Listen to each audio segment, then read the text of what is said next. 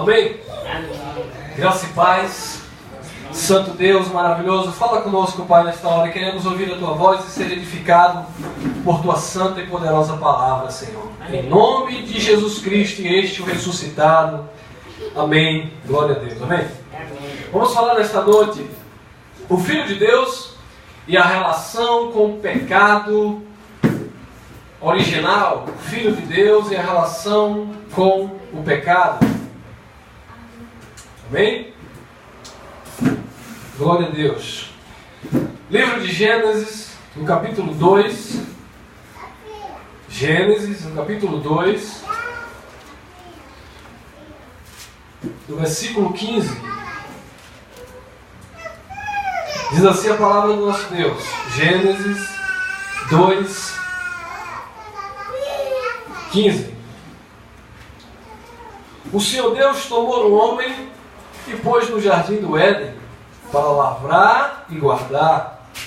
E ordenou o Senhor Deus ao homem, dizendo: de toda árvore do jardim comerás livremente, mas da árvore do conhecimento do bem e do mal, dela não comerás, pois no dia que dela comer, certamente morrerás. Amém? Gênesis 2, 15 ao 17. Então Deus colocou ali o homem no jardim do Éden e Deus deu esta ordem. Deus deu uma liberdade ao ser humano, ao homem, a saber, Adão. E ele disse: olha, todas essas árvores você pode comer, mas da árvore do conhecimento do bem e do mal, desta árvore você não poderá comer. Amém? Agora olha o que está em Romanos. Vamos entender essa questão do pecado. Romanos, capítulo 3. Carta aos Romanos, no capítulo 3, versos 9 a seguir. Romanos 3, 9 a seguir. Diz assim: pois que somos melhores do que eles? De maneira nenhuma. Pois já demonstramos que tanto os judeus como os gregos, todos estão debaixo do pecado. Como está escrito: não há um justo, nenhum sequer. Não há ninguém que entenda. Não há ninguém que busque a Deus. Todos se extraviaram e juntamente se fizeram inúteis. Não há quem faça o bem, nenhum sequer. A sua garganta é como um sepulcro aberto. Com as suas línguas tratam enganosamente. Veneno de víbora está debaixo dos seus lábios. A sua boca está cheia de maldição e amargura. Os seus pés são ligeiros para derramar sangue. Nos seus caminhos há destruição e miséria. Não há quem conhece o caminho da paz. Não há temor de Deus diante de seus olhos. Ora, nós sabemos que tudo o que a lei diz, aos que estão debaixo da lei, o diz para que toda a boca esteja fechada e todo mundo seja condenável diante de Deus. Por isso, ninguém será justificado diante dele pelas obras da lei, porque pela lei vem o conhecimento do pecado.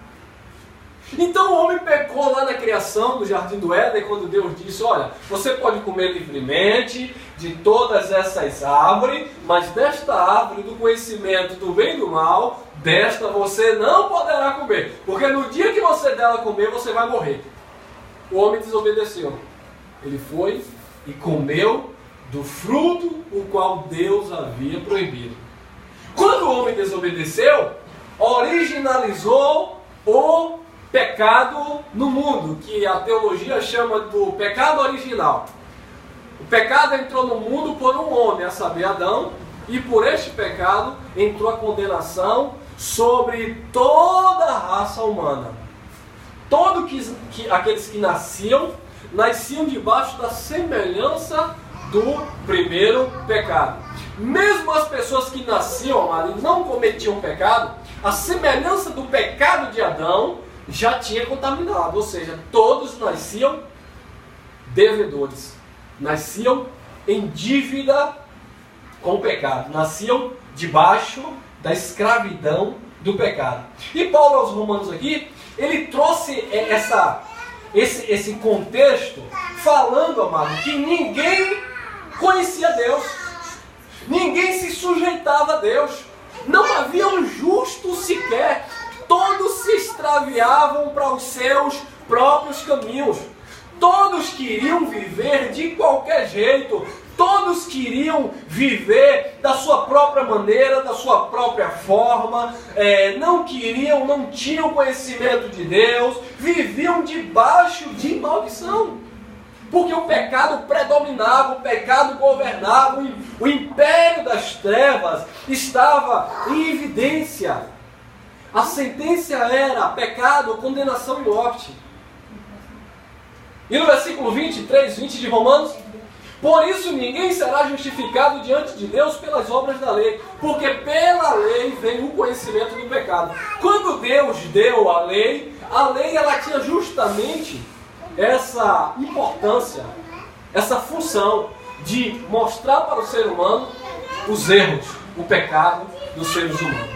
Versículo 21. Mas agora, sem a lei, olha, a lei já foi tirada, porque a lei manifestava o pecado, ou seja, a culpa. É o que diz o versículo 20. A lei, as obras da lei, ela manifestava o pecado. O conhecimento da lei trazia também o conhecimento do pecado. 21. A justificação pela fé. Mas agora, Paulo está falando agora depois da morte e ressurreição de Cristo. Neste novo tempo, nesta nova aliança. Mas agora, manifestou sem a lei a justiça de Deus, tendo testemunho da lei e dos profetas. Porque a lei, amado, e os profetas testificavam da obra de Cristo Jesus. Eu falava hoje para um grupo de irmãos ali no bairro de Salvador, que nós cumprimos a lei. Nós verdadeiramente cumprimos a lei. Porque nós não cumprimos a lei nas suas exigências, nas suas práticas de formalismo, de justificação humana, carnal, ou debaixo de rudimento. Nós cumprimos a lei porque Jesus disse que na graça, amado, esses dois mandamentos se resumem no cumprimento da lei. Amar a Deus acima de todas as coisas e ao próximo como a ti mesmo. Quem pratica esses dois mandamentos, de fato, cumpre a lei. Por quê? Porque o final da lei é Cristo. Cristo veio cumprir a lei e ele disse: agora eu dou um novo mandamento para vocês. E nós agora estamos debaixo deste novo mandamento. Por quê? Porque se você quiser continuar debaixo do antigo mandamento, todos estavam extraviados. Todos estavam longe de Deus. A boca era como um sepulcro aberto. Eles não conheciam, não temiam a Deus, eram escravos do pecado, estavam submetidos a uma maldição, a um pecado que originalizou lá no Éden, e isso transcendeu os tempos e as gerações, até que Jesus Cristo se manifestou para nos salvar. Meu amado, tudo se resume em Cristo Jesus. Se tirar a mensagem de Cristo, acabou a igreja, porque Cristo é a mensagem para a igreja de Deus. Cristo, a mensagem deve ser cristocêntrica. Aqui nós não exaltamos o homem, aqui nós não exaltamos uma liderança humana, aqui nós não exaltamos a um profeta, aqui nós exaltamos Jesus Cristo. Por quê? Porque foi Jesus que se manifestou sem a lei, para que pela fé nele nós fôssemos justificados. 22. Isto é, a justiça de Deus pela fé em Jesus Cristo, para todos e sobre todos os que creem, não havendo distinção. Meu amado, creu em Jesus Cristo? A obra que Jesus fez naquela cruz, se você crê nele, aquela obra foi o suficiente para te justificar de todo o pecado. A nossa justificação, meu amado, não está naquilo que nós fazemos. A nossa justificação está em crer no que Jesus Cristo fez naquela cruz. Amém? Por isso, amado, que diz em Romanos, no capítulo 8, versos 1, que não há condenação para quem está em Cristo Jesus. Porque, meu amado, quem está em Cristo foi justificado pela fé. Romanos capítulo 5, versos 1. Nós fomos justificados pela fé. Então devemos viver agora como filhos amados do Pai, entendendo que nós agora não estamos mais extraviados. Nós agora não estamos mais longe do nosso Deus. Jesus Cristo nos religou de volta ao Pai, amado. Nós temos agora livre acesso ao trono da graça do nosso bondoso Deus. Versos 23 diz assim: pois todos pecaram. Esse todos aqui Paulo está apontando para o passado, aqueles que estavam debaixo do primeiro mandamento, debaixo das obras mortas, debaixo do sistema mosaico, doutrinário, debaixo da lei de Moisés. Pois todos pecaram e destituídos estão da glória de Deus. E são justificados gratuitamente por sua graça, pela redenção que há em Cristo Jesus. Amém. Então, amado, todos pecaram, todos foram destituídos da glória de Deus, mas em Cristo Jesus nós fomos justificados. Como, pastor? Eu paguei alguma coisa? Não. Gratuitamente, pela sua graça, pela redenção que há em Cristo Jesus. Amado, você sabe o que significa redenção em Cristo? Nós fomos redimidos em Cristo. Jesus Cristo, meu amado, Ele nos rendeu. Aquela cruz, as maldições que ali Ele levou em nosso lugar, meus irmãos. Éramos nós que devíamos pagar o preço, mas Jesus, Ele nos rendeu, Ele assumiu o nosso lugar. Quando eu digo nosso, bem verdade, eu estou apontando para aquele povo que viveu antes da cruz, porque nós já nascemos debaixo desta graça. Nós já nascemos, meus amados, entendam uma coisa de uma vez por todas. Por Deus, os filhos de Deus, nós já nascemos perdoados em Cristo. Agora, eu vou usar da minha liberdade para dar ocasião à carne? Claro que não, meus irmãos.